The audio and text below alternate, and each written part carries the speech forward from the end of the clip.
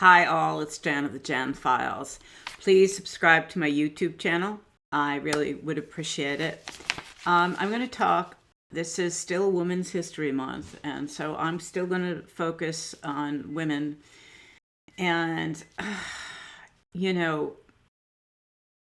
what I saw today, some of you may know about the UN resolution, the UN Women's Commission.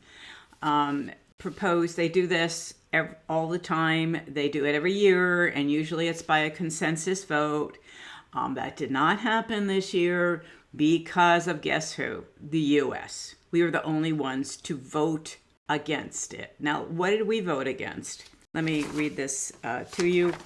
Coming from what it is they exactly said that this was all about. So, sorry, I got lots of papers this time. The agreed conclusions are the primary outcome document of the annual United Nations Commission on the Status of Women. They consist of a negotiated text that analyzes specific priority theme and provides concrete recommendations for governments, civil society, and international bodies to implement at all levels. This is not new. It changes as the world changes and as we become more aware of what women face on all levels. So it's the 70th session, which is CSW 70, which is this pertaining to, focused on the theme of ensuring and strengthening access to justice for all women and girls. What the agreed upon conclusions that were added to the already existing ones: legal reform, calls for repeal and amendment of discriminatory laws, particularly those concerning family law, child marriage, and property rights. Digital justice and AI. Introduces new language on AI governance and responsible innovation, urging for data protection and accountability to prevent technology-facilitated violence and algorithm bias. Community justice formally recognizes the role of community justice workers and paralegals within national legal frameworks to expand reach in underserved areas. And Survivor-Centered Services commits to providing sustained funding for trauma-informed services and legal aid for survivors of gender-based violence. Reproductive rights reaffirms commitments to universal access to sexual and reproductive health and reproductive rights as a cornerstone of justice. That's what passed. We voted against it. Okay, we being the United States. Now, we've never done that before. So, surprise, surprise. Here we are in this second rendition of Trump's presidency, which is absolutely attacking women. And if you don't think it's real as all shit. Okay?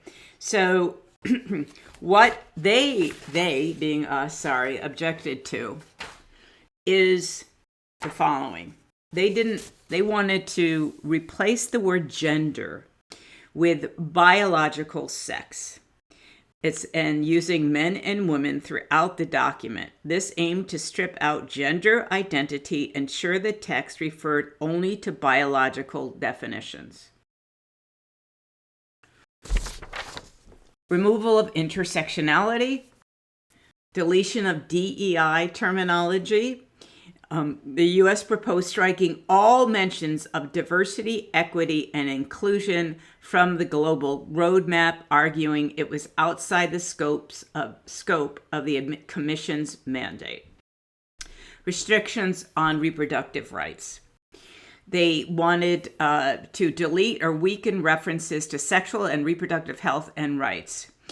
And specifically objected to any language that could be interpreted as implying the international right to abortion. So let me talk a minute on that one. So before this document went to the general, it's not public, General Assembly for a vote, there had already been changes because there's a huge body, and they took the time to kind of work with everybody to facilitate what everybody could handle, so to speak. We didn't become part of those discussions. I mean, they were ongoing. And then at the last minute, the United States came in and said, oh no, we object to all of this, even though there had been already some changes reflecting reproductive rights and limiting the language, etc. But it wasn't enough for the U.S.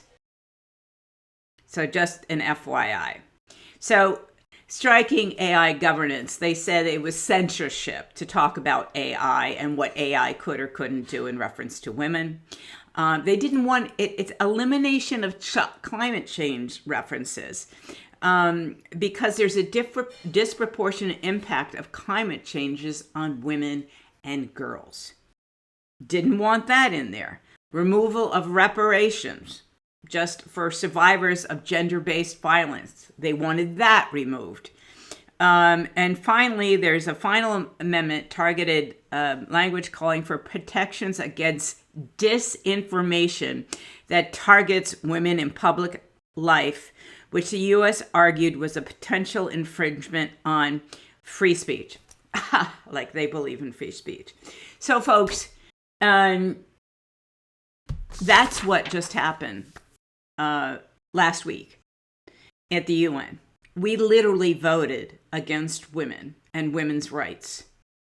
And why did we do that? Because these have been here before. So this is not new. It's obviously based on the philosophy of the Trump regime.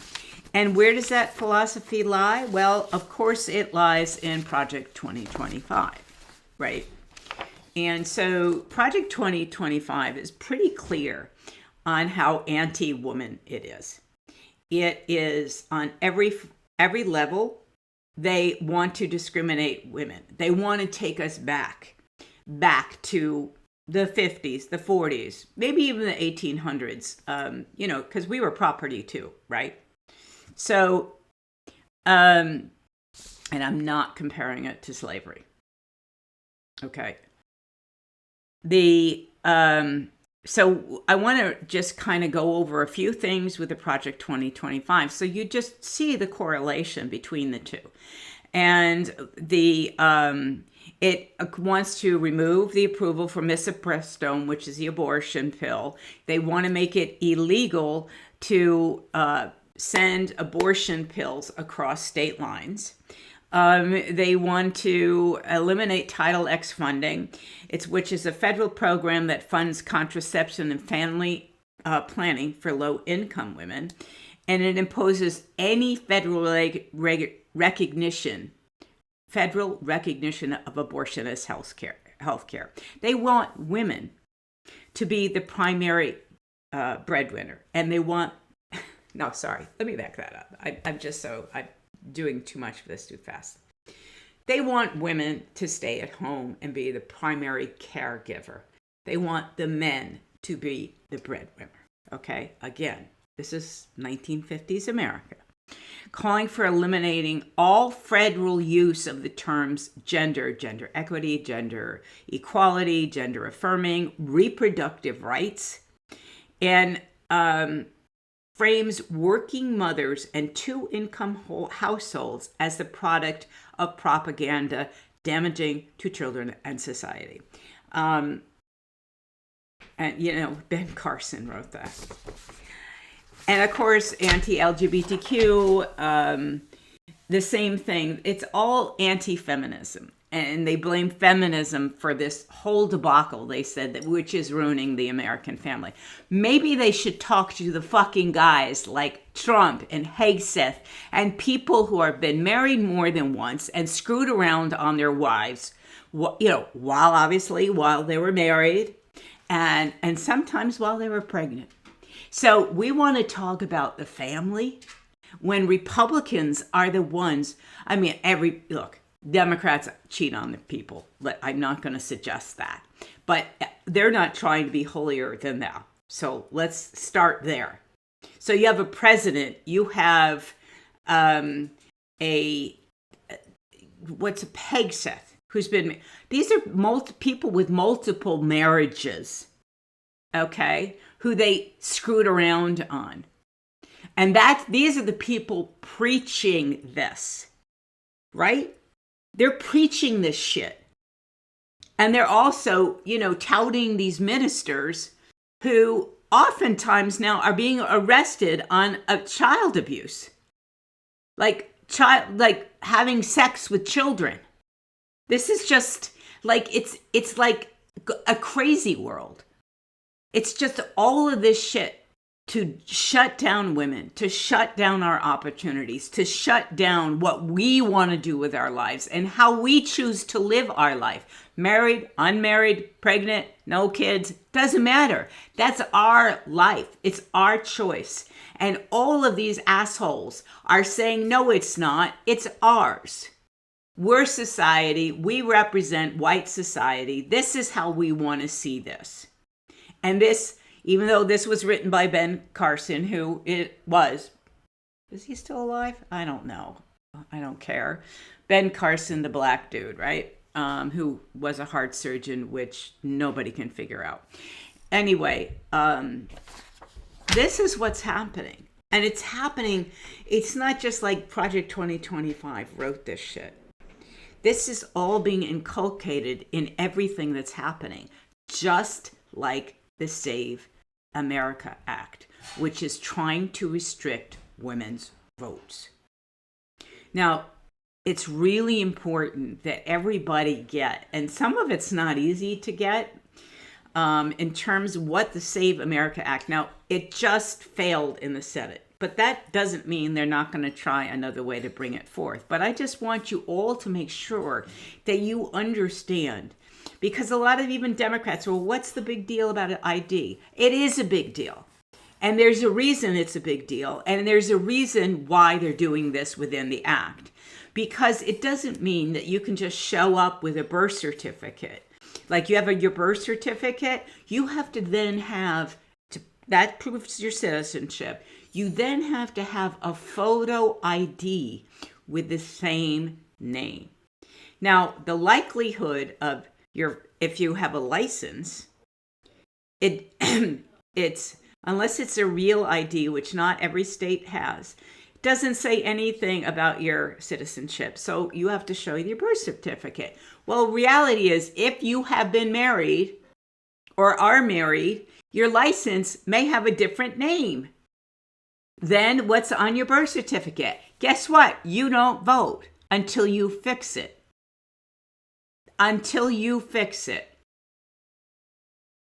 So let's get that clear. It's not like you can just show up with your birth certificate, which a lot of idiots think that's what it is. It's not. Your license is not enough. Unless it's, I guess a real ID, which says you are a citizen too. I don't even know if they accept that, but you can look that up.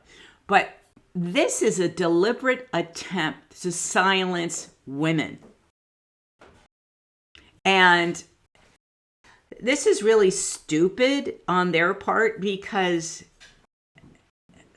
I'm going to say this out loud. Democrats tend to have a lot more thought processes going on. So while it may be difficult to figure out, we could figure it out. But the reality is that a lot of people who don't have money can't afford to do all of this. The only other thing you can show is a passport. The passport costs $160, something like that. That's a poll tax. And half of Americans don't have them. Okay? So it's really important to understand what the Save America Act is trying to do, besides overall suppress the vote, which we all know. It's very deliberately targeting women. So I'm telling you all this because we can't, I know so much shit going on, but we cannot fall asleep at the wheel when it comes to women, because they're counting on it. They're counting on distracting us all so much that some people might say, oh, what's the big deal about an ID? Well, it is a big fucking ID. A big fucking I can't say this. It's a big fucking deal. So stay focused. Pay attention. Get the facts about the Save America Act. It would impact me.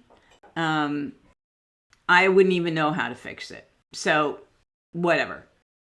And it'll impact a lot of those of you who are married. And it'll impact people that you love. I mean, like, this is an abomination. So make sure you get the facts on this. And also pay attention to what they're doing in the UN, okay? And other places where they are trying to diminish our rights, our futures, our opportunities. So take care. I'll see you tomorrow. Bye.